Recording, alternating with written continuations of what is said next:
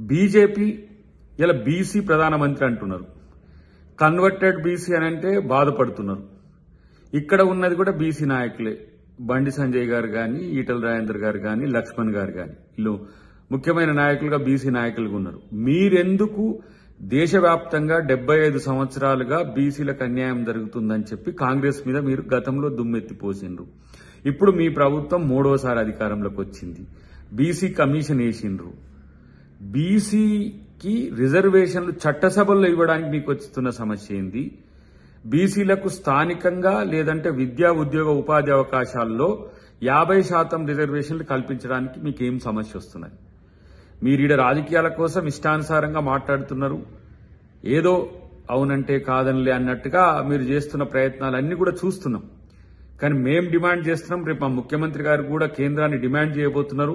మా రాహుల్ గాంధీ గారు కూడా ప్రధానమైన ఆశయం అదే. బీసీలకు రిజర్వేషన్లు సాధించడమే రాహుల్ గాంధీ గారి జీవిత లక్ష్యం.